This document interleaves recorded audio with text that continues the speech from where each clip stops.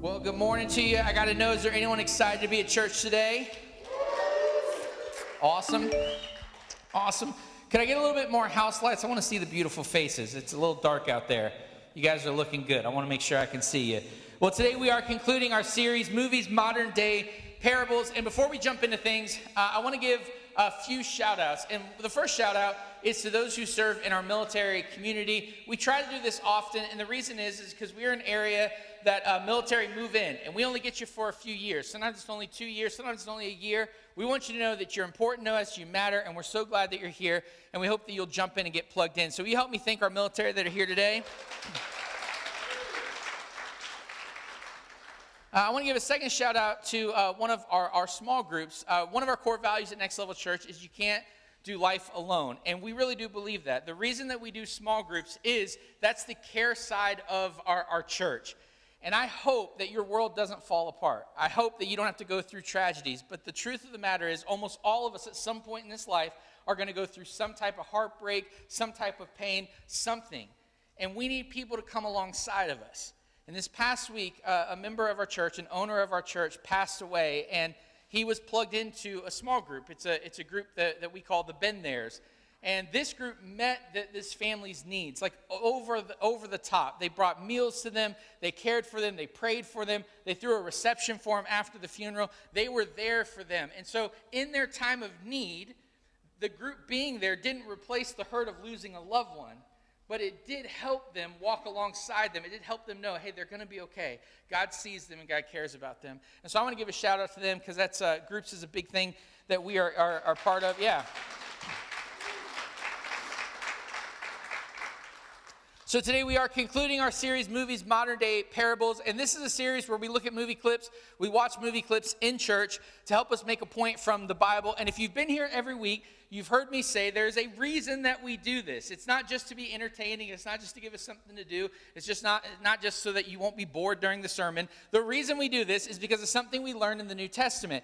Jesus, whenever he taught the masses, whenever he taught the crowds, he used a parable, and a parable is simply a story with a point. And today, our movies are our modern-day parables. Every movie that you see has a point. Sometimes it's hard to figure out the point. Sometimes it's not clear what the point is. But every movie has a point. Every movie is a parable. So we use these parables to help point us back to the Scriptures and say, hey, is there something we can learn from this movie that illustrates a point that we find in the Scriptures? And this week's parable is a film that I am betting none of you have ever seen. I'm probably the only person in the room that has seen this film. It's not even a film that I highly recommend. It's a little bit of a weird film. It's not the typical film. I try to, when I pick films for this series, I try to pick various types of films. Like on week 1, we had Top Gun Maverick, which is a huge blockbuster action film. On week 2, we had American Underdog, which is more of a drama based off a true story. On week 3, we had Into the Spider-Verse, which was an animated film. Last week, we had the comedy Meet the Parents. This week, we have a film that is just unique. I don't even know what category it's in. It's probably in the drama category, but there is some kind of humorous moments in it. It's a film that is just fascinating. In fact, it's a film that the first time I saw it, I wasn't like, I like that film. I was kind of confused by it, but I found myself thinking about the movie over and over again. And I don't know if you've ever experienced that before, where it's not like a good movie. It's not like it's great. There's nothing about it that you're like, ooh, I want to collect the Funko Pops of that movie. There's nothing great about the film except for the messaging behind it. I just couldn't shake it. I just kept thinking about it over and over again. The film is based off a play that came out in 1992, and the play is titled Hospitality Suite. And in 1999, it was turned into a movie. And one interesting thing about this film is that the film was made in 16 days, which is incredibly quick for a big Hollywood production film. It has some pretty big stars in it. You're going to recognize a couple of them once we see them. But what you need to know is that the film primarily plays out in a hotel suite. There's not a lot of other scenery. They don't go a lot of other places. It is just talking in a suite. So if that's your type of thing, you'll love this movie. It's not really why I go to the Cineplex, but it's a very interesting, it's a fascinating film. And what we learn pretty quickly is that there's 3 guys that are the central characters of this film. And the guys' names are Phil, Larry, and Bob. And we learn pretty quickly that their company has sent them to Wichita, Kansas to throw a party, to throw a convention, and to invite people to come in to buy their product. And so that sets up the first scene for the day. Check it out. So in that scene, you meet the three characters, and that really is the film. It's the three people talking various times. But something that we learn in this pretty quickly is that two of the guys are there, and they understand sales. They understand. They've been doing this for a long time. They know each other because they work together for a long time. And the company, for some reason, has given them a newbie, and the newbie's name is Bob. And Bob is just there to just exist. He doesn't have a purpose. He doesn't have a reason. And Danny DeVito's character, Larry, he says something interesting in that scene. He says, the reason why we're here is what we are is more important than who we are. What he's saying is, in this business, it doesn't matter what you do in your personal life. In this business, it doesn't matter what your hobbies are. In this business, it doesn't matter who your family is. All that matters in this business is getting the sale. That's why we're here. We're not here to make friends. We're not here to understand anything deep or great about the world. We're just here to make sales. And so then as they're waiting for the party kind of to begin, they just keep talking. And then what they quickly find out is that Bob is very different than the other two salesmen who have been in the company for a long time. And this sets up our next scene. Check it out.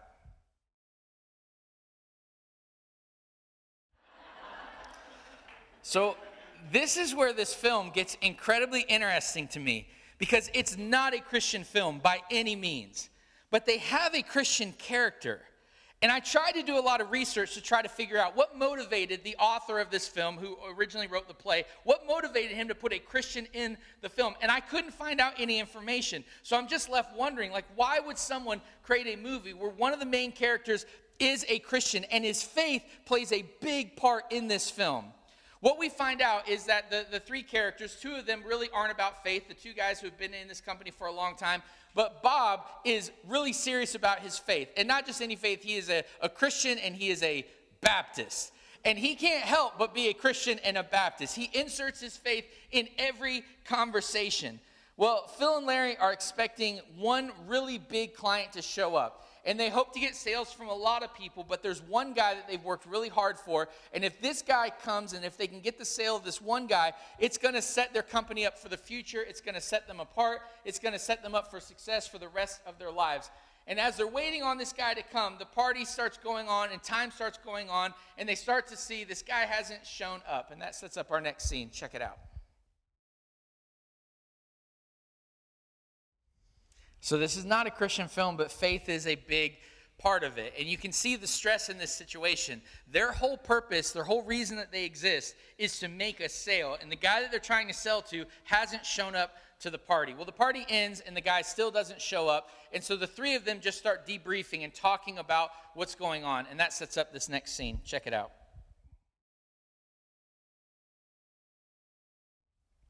So this is where we get the name of the film. The film is called The Big Kahuna. And The Big Kahuna is a client that they're trying to sell to. And he was supposed to come to the party, but he doesn't show up.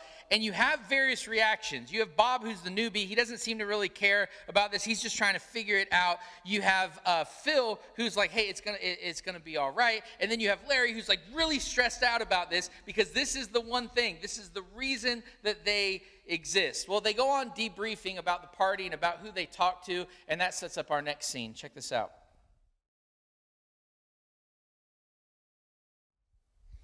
Okay, that scene feels painfully boring. It is not interesting at all. Like, you're like, what is this guy? Why is he talking about dogs? And it's the type of scene that if you watch TV with your phone, you would get on like social media and you'd start scrolling. But if you miss this scene, you miss something important that is happening. As boring as that dialogue was, what we find out is that Bob accidentally spent time with the Big Kahuna. The Big Kahuna took someone else's name tag, so they didn't know who he was. And he went to the party, and he was there all night long. And the only person he talked to was Bob, and Bob talked to him about his dogs. Once Bob reveals this, Phil and Larry go ballistic because they're like, oh my gosh, you actually talked to the Big Kahuna. And that sets up our next scene. Check it out. And when they start to talk to him about what he talked to the Big Kahuna about, he was like, faith. And he was like, it just happened. It wasn't like I intentionally went to the guy and started witnessing with him. We just talked about dogs, and then we talked about his dog died, and that led to talk about deeper conversations about death and about life and about God, and it just happened. It just kind of happened. It wasn't intentional. But the other guys are skeptical. And they're like, well, wait, most people don't look for reasons to talk about God. You use this as a lead-in. You were looking for a reason to talk to him about faith. Well, they come to find out that Bob gets invited to the Big Kahuna, to an after party. It's an exclusive after party with big wigs, and Bob's the only one that got invited from their party. And so they send him to go find the Big Kahuna, and they send him with some specific instructions. They give him their business cards, and they say, we want you to go land the deal. Go find the Big Kahuna, give him our cards, and tell him we want his business, and have him call us. And then the whole next act of the film is just Phil and Larry talking. They're just hanging out, and because they're just spending hours together talking, waiting for Bob, they talk about things of life. And this is where you start to see what their ideas of life is. Larry and Phil start just talking about things like death, and our purpose, and God. And why do we do the things that we do? And why do we exist? And they don't have answers, but they're just talking as like two friends would do. And then all of a sudden, the door opens and Bob re-enters. And that's where our next scene picks up. Check it out. Oh.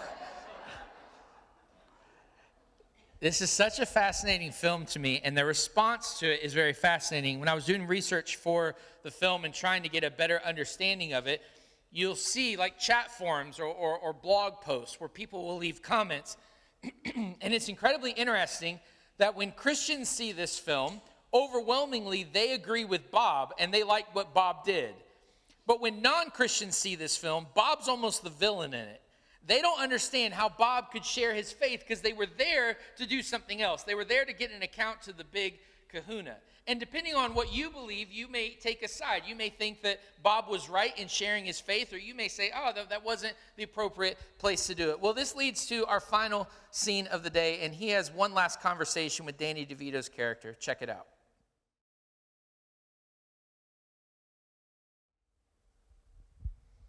So this gives us the parable of the Big Kahuna. The parable of the Big Kahuna is once you sign on to a belief system, you see everything through that lens.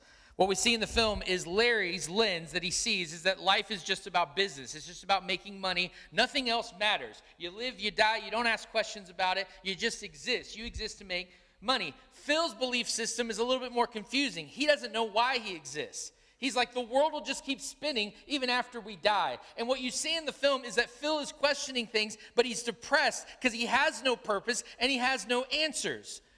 Bob, on the other hand, has a belief system that we have a purpose. There is a reason that we exist, and it's so much more than just business. It's about sharing our belief in God. It's about knowing God and sharing that.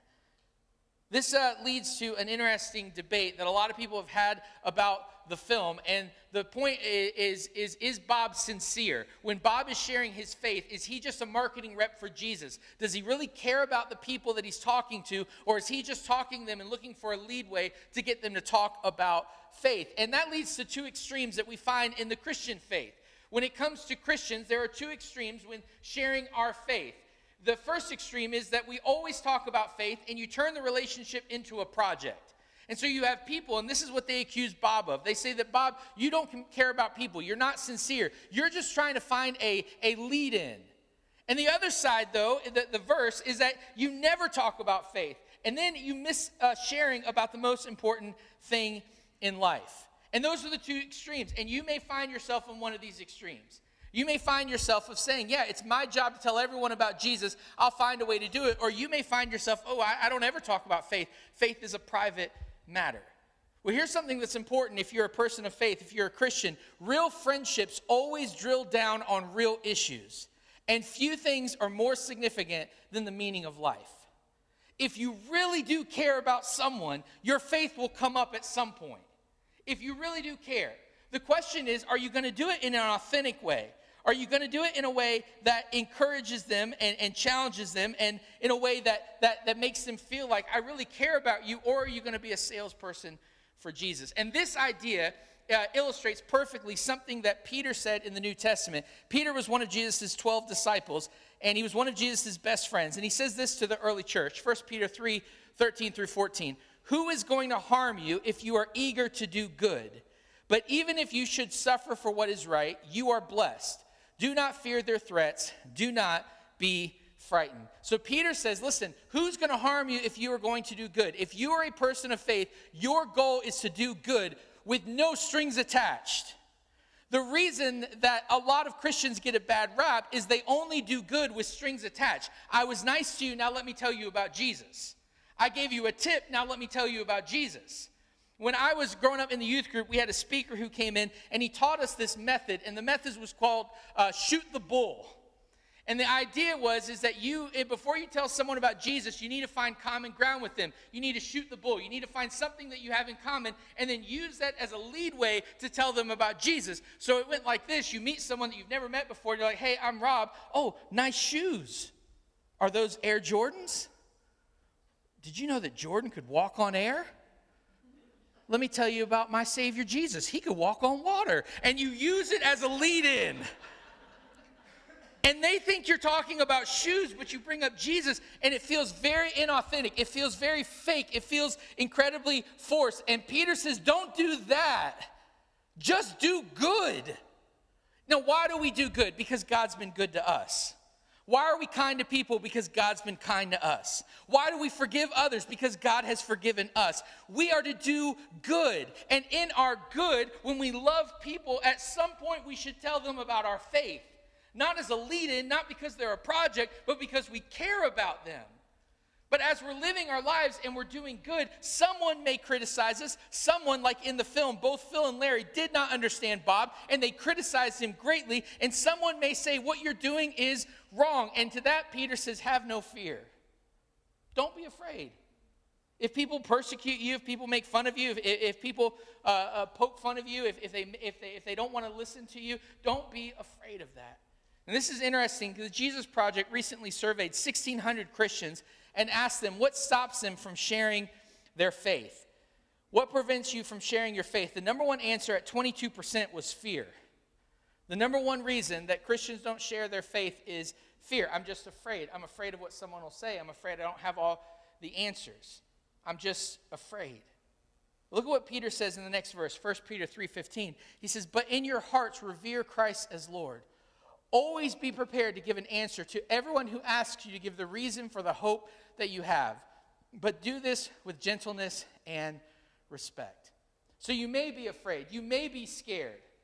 But even in your fear, think about Jesus, who died on the cross for you. And think about his love for you. And when you think about that, it will give you the courage to share your faith. But do it with honesty and sincerity. Not as a sales pitch. Not as a way that you want to like chalk something up and say, hey, I told someone about Jesus, I did my job. No, we tell people about Jesus because we care about people. And we care about where they're going to go. And we care about eternity. And because we care about people, we do good and we love them even if they're not interested in Jesus. There's no strings attached to our love. We just care for people. But as you're caring, Peter says, always be prepared to give an answer. Why do you believe what you believe? In conversation, whether it's at work, at business, in your neighborhood, when faith comes up, do you have answers? Do you know why you believe what you believe?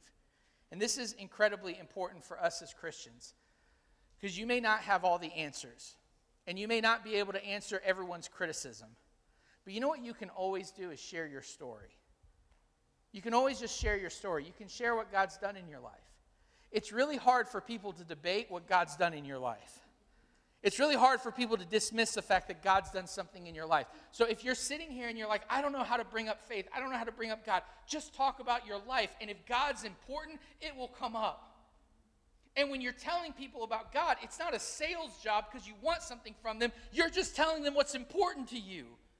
And when you tell them what's important to you, it's really hard for them to poke holes in that. I've never met anyone that when they share their faith and they say, hey, this is my experience. I once was lost, but now I'm found. I've never met anyone that responded to that and said, fake news, that didn't happen. No, people respond like, wow, that's amazing that happened. I wonder if that could happen for me too. Peter says, always be prepared to give your story. Always know the hope to which you are called to. Always. Why do you believe what you believe? And if you're a Christian, you'll find yourself in situations like Bob did, where because you believe in Jesus, it's just going to come up. It's going to come out in your life. And you're going to tell people about God, and everyone may not understand. But look at what Peter says next. 1 Peter 3:16-18. He says, keeping a clear conscience, so that those who speak maliciously against your good behavior in Christ may be ashamed of their slander.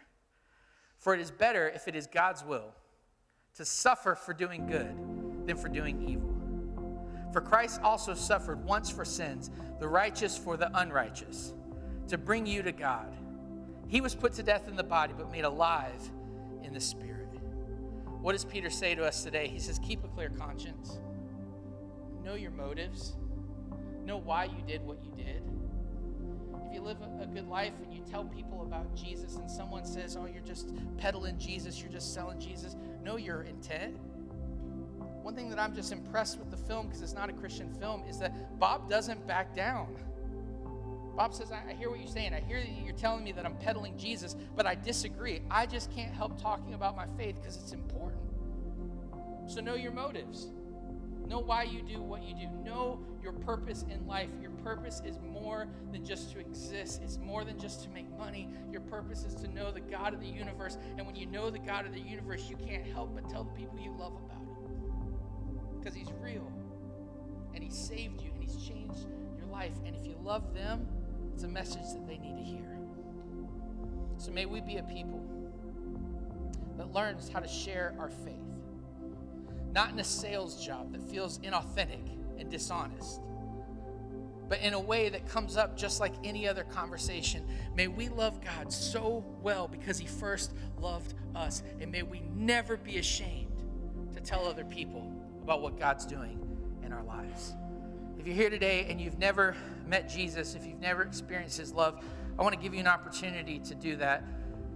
I want to lead you in a prayer. It's just a simple prayer. There's no magic to it. It's just a chance for you to be introduced to the God of the universe. And so I just want to ask everyone just to bow your heads and close your eyes. And if you're here today and you would say, hey, I've never made a decision to follow Jesus, I want to give you that opportunity right now. Would you just quietly in your heart repeat this prayer after me? God, I admit that I'm a sinner. God, I thank you for your love. I thank you that you died on a cross for my sins. I thank you that you forgive me. I ask that you'll help me to live for you all the days of my life.